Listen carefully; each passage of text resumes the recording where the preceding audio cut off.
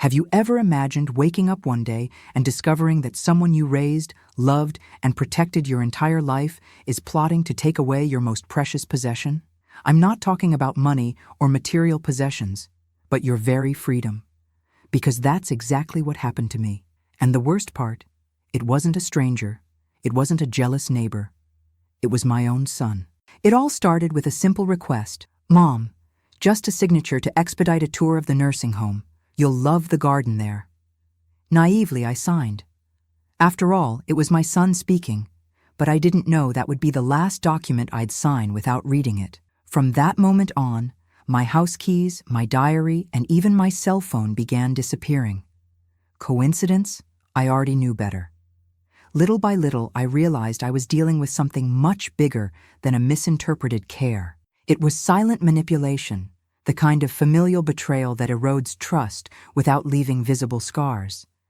And what seemed like mere exaggerated concern revealed itself to be a calculated attempt at forced interdiction. But they forgot one important detail. I wasn't willing to give in. No matter your age, no matter how much they try to convince you that it's for your own good, autonomy is a right that isn't negotiable. And at that time, I was ready to fight for every shred of my dignity, even if it was silently, but strategically. This is the story of how they tried to lock me away from the life I'd built and ended up trapped in their own trap. A story of belated courage, but one that arrived at the right time.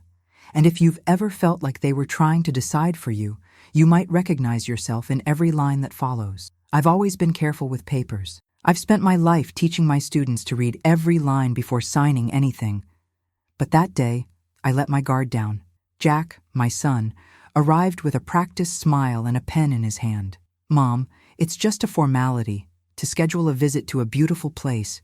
You'll love it. I looked at him, and for a moment, wanted to believe him. I signed without thinking, never imagining that the ink carried more than words. It carried a trap. The next morning, the first piece of my world began to disappear. My cell phone, which always sat on my nightstand, was gone. It must have been a mistake, I thought. But I soon realized my address book was gone too. The spare keys, the ones I kept for emergencies, had simply vanished.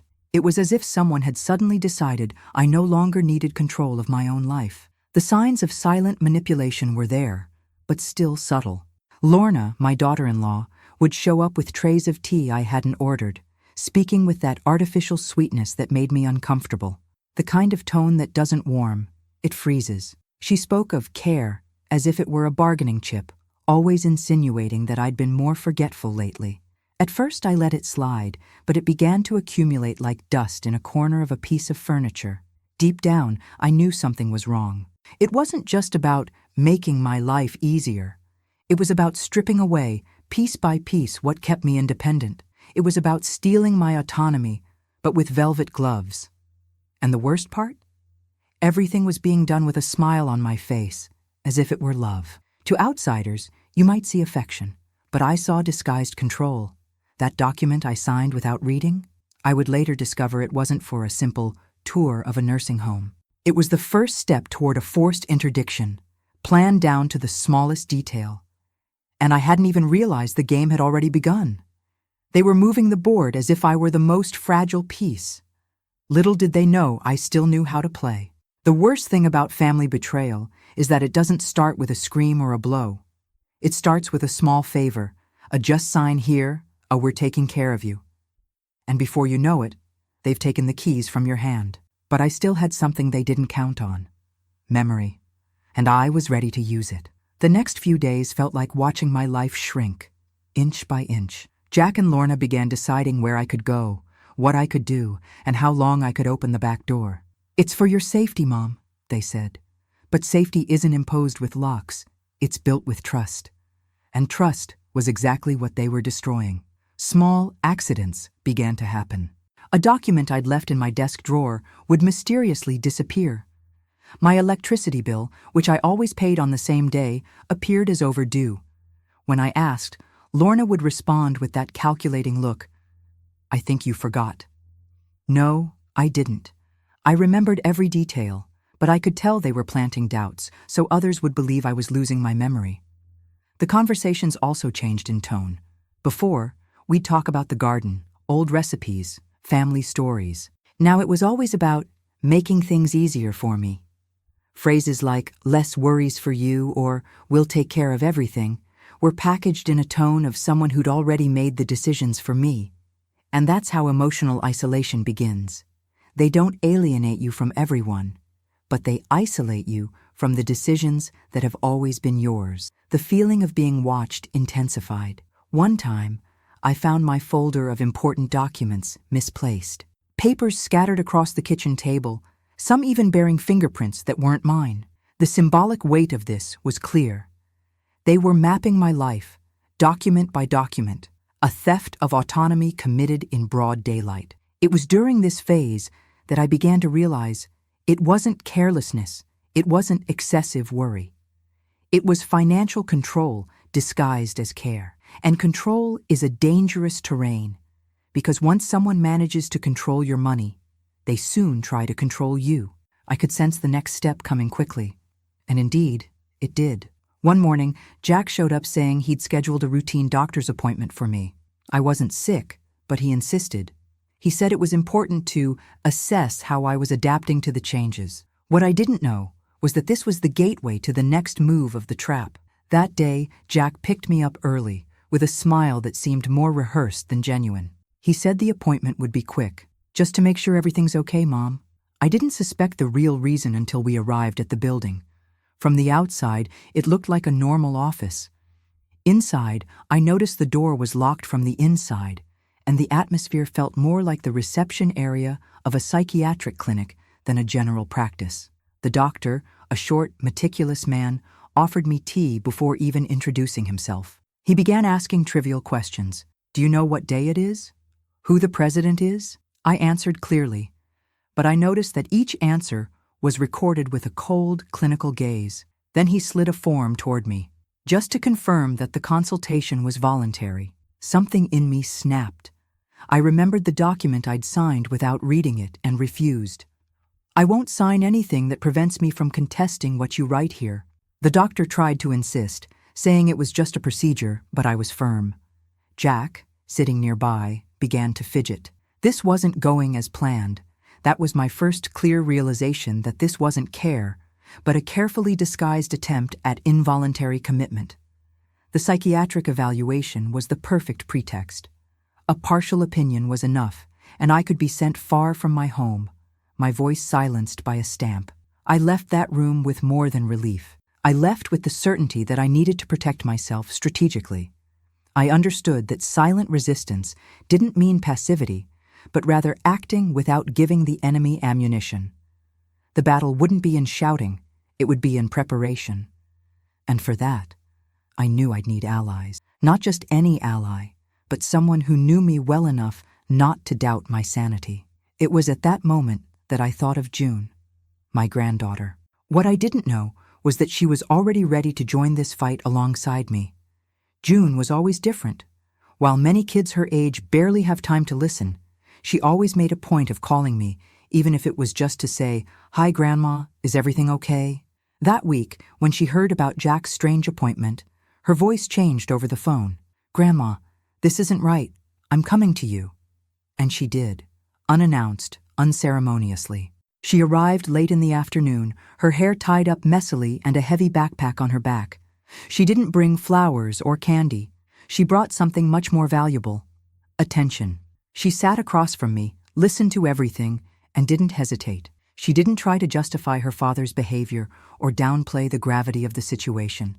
She simply said, "If they're trying to surprise you, we'll surprise them first." Within hours, she had a plan. She pulled 2 small, discreet cameras from her backpack, which worked with a cell phone alert. She installed one on the front porch and another on the back door. "If they show up, we'll have proof. They won't be able to say it's all in your head anymore." This was more than technology. It was the return of my security. June also began photographing every room, every drawer, every document that was still in its place. She created a date and time stamp for everything. That way, if something goes missing, we'll know exactly when and how. Her meticulousness reminded me of myself, back when I was a teacher, organizing assignments and tests with precision.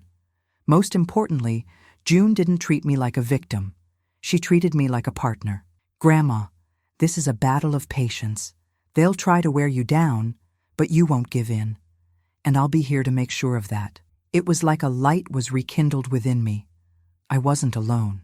And more than that, I had someone by my side with the courage and energy I needed. That day, I realized that unexpected support can be stronger than any planned defense.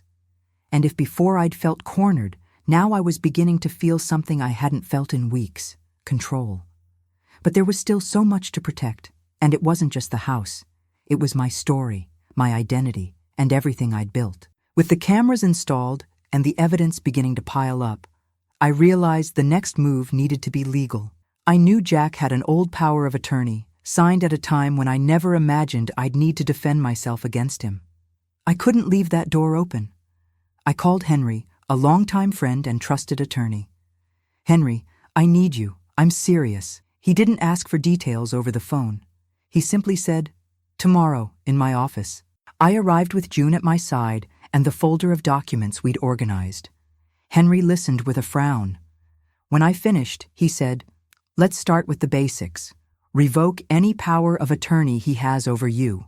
Within minutes, we had a declaration of revocation of powers of attorney duly signed and notarized. It was like putting a new lock on every door. But we didn't stop there. Henry suggested transferring some of my assets to a trust in June's name. That way, even if someone tried to gain unauthorized access, they wouldn't be able to touch what was protected. We went straight to the bank. Trish, the manager, was surprised by the documentation. "I didn't know your son had active authorization." I looked at her and replied, "Well, now he doesn't." At the end of the day, we left the bank with new accounts, new passwords, and a relief I hadn't felt in weeks. It was as if each signature was a return of my own freedom. June clutched the folder to her chest and said, "They'll feel like they've lost control." I knew she was right. Protecting yourself legally is like building an invisible wall. It doesn't stop invasion attempts, but it ensures that when they do come, they're just scratches on the surface. And for the first time, I felt truly protected against future attacks. Deep down, I knew that after this step, they wouldn't give up. On the contrary, their next move could be even more aggressive.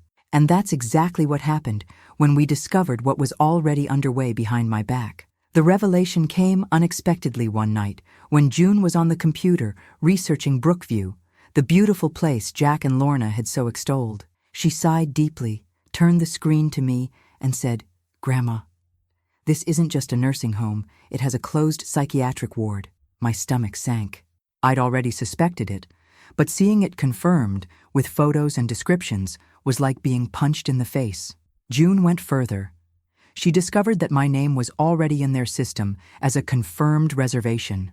There were attached documents, supposedly signed by me, authorizing the evaluation and possible hospitalization. I never signed any of them. This wasn't just an attempt at persuasion. It was a forced interdiction, practically ready to be executed. I remembered every detail: the stolen keys, the missing diary, the vanishing documents. It was all part of a carefully orchestrated scenario designed to make me appear confused and incapable of taking care of myself. It was the kind of silent manipulation that masquerades as concern but has the coldness of a calculated plan. "They weren't preparing to act, Grandma," June said. "They already have. They're just waiting for the right moment to get you out of here." Her words echoed in my head. I felt anger, but also a new clarity. I couldn't just defend myself anymore. Now it was time to attack. I grabbed my briefcase, looked at my house key on the table, and said, "If they think they're going to get me out of here, they'll find this door won't open for them anymore." June smiled, but her eyes were serious. She knew what came next would require more than courage. It would require strategy. And that's exactly what we took to our next meeting with Jack and Lorna. No longer as mother and daughter-in-law, but as sworn adversaries. I was ready for the confrontation to come. They arrived unannounced, together, as always. Jack walked into the room as if the house were still his, and Lorna stood, clutching her purse to her body. "We need to talk," he said. I sat down calmly and replied, I'm listening. His tone changed to something almost diplomatic. What happened at the bank? I smiled. I protected my money and my life. Lorna chimed in, her voice high. You don't understand. It's for your own good. We're worried. I leaned forward. Worried people don't break into someone's house in the middle of the night.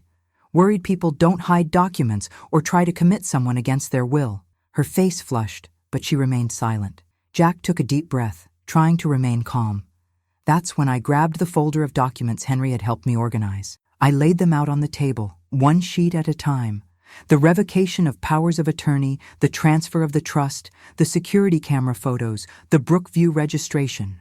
You no longer have access to my finances. You have no right to make medical decisions for me. And if you step foot in this house without my permission, you'll be dealing with the police. Jack sat back in his chair, processing every word. You'd arrest your own son? I glared. I'd arrest a stranger. And that's exactly what you've become. The silence that followed was heavy. He was surprised, not by my decision, but by the fact that I'd managed to act before they finalized their plan. At that moment, I realized something had changed between us. It was no longer a matter of hurt feelings. It was a line drawn on the ground.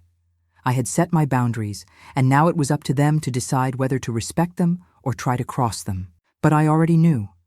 If they tried, they wouldn't find the same defenseless woman they'd imagined. They left without saying goodbye, and I stood there breathing deeply, feeling that part of the battle had been won. But I also knew that these kinds of people don't back down easily. Their next move would come more stealthily.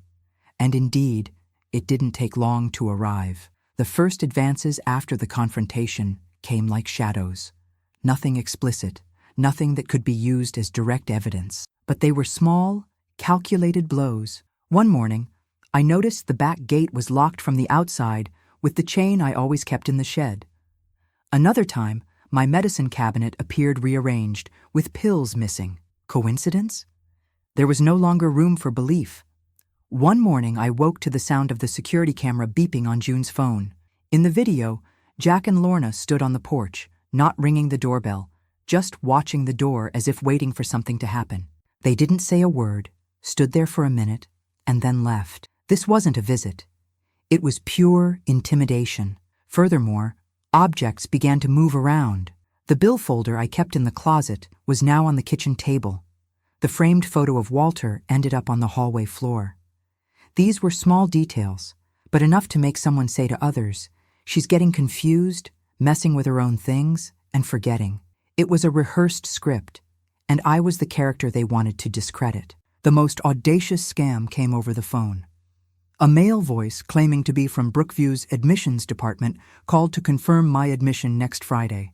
When I asked who had submitted the request, he stammered and said, "The paperwork has already been approved." I hung up, but I was assured that the involuntary commitment attempt was still ongoing. June, increasingly involved, reinforced the cameras, changed the locks, and made me promise not to open the door to anyone without warning. This is psychological warfare, Grandma. And they're trying to wear you down until you believe you need help. She was right. But for me, it only reinforced one thing. I wasn't backing down. It was at this point that the inevitable happened. An official notice from the Elderly Protection Service, APS, arrived in my mailbox, scheduling a visit to assess my capabilities. It was their next move, and I was ready for it. The APS letter arrived with that seemingly harmless but weighty bureaucratic tone. It said they had received concerns about my well-being and that, by law, they were required to conduct an in-person assessment. It didn't mention any names, but I knew very well where the complaint came from. Jack and Lorna were trying to use the system to legitimize their narrative. June, always strategic, turned the weekend into a meticulous preparation. We organized the house naturally, without theatrics. Important documents were at hand: birth certificates, paid bills, bank statements, all with updated dates. Family photos were clearly visible, not as decoration, but as a reminder that my life had history and continuity. Even my planner was open on the table, showing appointments for the coming weeks. On the appointed day, the agent arrived promptly at 11 a.m.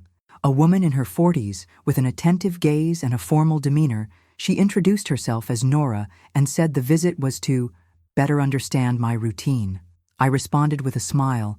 So let's start with coffee. Do you prefer filtered or espresso? She accepted, and I knew the ice had been broken. We toured the house. I showed her where I kept my documents, how I organized my medicines, and even my small herb garden on the porch. I answered each question calmly and clearly, unhurriedly, but firmly. When she wanted to know about finances, I handed her the organized folder with Henry and explained the changes I'd made to protect my assets. In the end, Nora closed the clipboard and said, "From what I've seen here, you maintain complete autonomy and clarity. My report will reflect that." I thanked her, but deep down I knew this outcome was more than a momentary relief. It was a solid barrier against the narrative they were trying to construct. As soon as Nora left, I looked at June. She smiled. "First official victory, Grandma." I nodded, but I knew there was still one last part of the battle, ensuring they never again had power over me, either on paper or in practice. After the APS visit and the favorable report, I felt like I had regained my footing. The first decision was final. I went to Francine's office, the attorney who had taken over Henry's cases, and requested that Jack's name be completely removed from my will. I wanted to be clear that my house, my savings, and my assets go to June, he said without hesitation. Francine didn't question it. He just smiled and said, "That's how you protect a legacy." But rebuilding wasn't just about paperwork. It was also about bringing life back to my home. I began opening the windows in the morning, making my coffee calmly, and even tending to the garden I'd neglected for months. Little by little, the sense of vigilance gave way to something I hadn't felt in a long time. Peace. June brought an idea that changed everything. "Grandma, why don't you come back to teaching? Not like before, but in a light way, here at home." We created a small reading circle for neighborhood children. On Mondays and Thursdays, my classroom filled with laughter, curious voices, and questions that reminded me why I'd always loved teaching. It was like giving purpose back to rooms that once felt too quiet. The cameras remained in place, but now they were almost a detail. I no longer stared at the door expecting bad news. Instead, I waited for mothers picking up their children after school, for neighbors bringing cake, for the sound of the street becoming just a street again. It was a silent but profound reconstruction. And in this new routine, I realized that the greatest victory wasn't pushing Jack and Lorna away. It was regaining my autonomy, proving to myself that dignity isn't a gift someone can give or take away. It's a daily choice, a choice I was making every day. It was in this climate of rebirth that an unexpected letter arrived. I recognized the handwriting immediately. It was Jack's, and although I knew it might be another attempt at manipulation, I decided to open it. Reading it would change the final piece of this story. The envelope was simple, without a special stamp, but it carried a weight that only those who have received a letter from a child know. I opened it slowly, almost as if the paper might hurt me. The first lines surprised me. "Mom, I was wrong." It wasn't common for Jack to admit mistakes. He wrote that he had convinced himself that protecting meant controlling, and that, in the process, he had overlooked what truly mattered. My right to decide my own life. He said he didn't expect forgiveness, but he wanted me to know he finally understood what I'd been trying to say. He recognized that the forced confinement, financial control, and emotional isolation weren't care. They were abuse, even if he didn't see it that way at the time. And for the first time, he mentioned June with respect, thanking her for being there for me. Reading those words brought mixed feelings. Part of me wanted to believe he was changing. Another part knew that some wounds don't heal with a written apology. Trust, once broken, isn't rebuilt with repentance alone. It requires action, and until that moment, I had only words. I folded the letter and placed it in the same drawer where I keep the old letter from Walter, my late husband. Not to hold a grudge, but to remember that even complicated stories are part of who we are. I kept them side by side, as records of two different loves, one that strengthened me and one that tested me. I didn't answer Jack, not for lack of desire, but because it wasn't time yet. Silence, sometimes, is more eloquent than any speech. And in that moment, my silence said, "I'm not ready yet." As I closed the drawer, I realized I didn't need to decide right then and there whether I would forgive him. My priority wasn't to repair my relationship with him, but to continue living with the peace I'd fought to regain. And this decision, unlike any other, was mine alone. I look back and realize that the hardest part wasn't facing Jack and Lorna. It was facing the silent fear that almost convinced me to accept the situation. This is how many lose their voice, not because someone forcibly silences them, but because, little by little, they believe they no longer have the right to speak. This is the most dangerous trap of emotional isolation. Today, I know that dignity isn't demanded, it's imposed. Not with shouting or violence, but with clear boundaries and concrete actions. Each new lock on the door, each document secured, each piece of evidence gathered was more than defense. It was reconstruction. It reminded me daily that my life is still mine to decide. I know many people my age have experienced or will experience attempts at control disguised as care. My advice is simple. Never sign anything without reading it. Never hand over your keys without a reason, and never allow anyone to make you doubt your own memory without seeking confirmation. Protect yourself before you need to defend yourself. This story isn't just about silent resistance. It's about belated courage. Because it's never too late to take back what's yours, be it your home, your money, your autonomy, or above all, your peace. And believe me, peace is a gift that, once recovered, you guard tooth and nail. If you're listening and feel like someone is trying to make decisions for you, know that your voice still matters. Your story still matters. And the final chapter isn't written until you choose how it ends. So, tell your story. Don't be silent. And if this message resonated with you, subscribe to the channel, turn on notifications, and leave your comment. Share your experience so others can find the courage to protect themselves and continue living the way they choose. Have you ever stopped to think about how many times you've let someone else make decisions for you, just to avoid conflict? And how many of those decisions silently robbed you of a piece of your autonomy? My story is proof that regaining control is never easy, but it's always possible, even when it seems too late. Age doesn't make us less capable, just more experienced. And experience is a powerful weapon when used with clarity and courage. With every limit you impose, with every no you say, you're rewriting the narrative of your life and showing that no one has the right to rewrite your story without your permission. So, if anything I've shared today resonated with you, make a commitment to yourself. Protect what's yours, defend your voice, and don't let fear dictate your steps.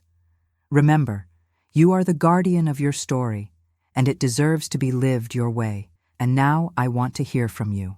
Have you ever experienced something similar? Have you ever felt like someone tried to control your life against your will? Share your experience in the comments. It might inspire or warn someone going through the same thing. Subscribe to the channel, turn on notifications, and share this video with anyone who needs to hear that they're still in control of their own lives. Because together, we can transform stories of attempts at control into stories of victory and dignity.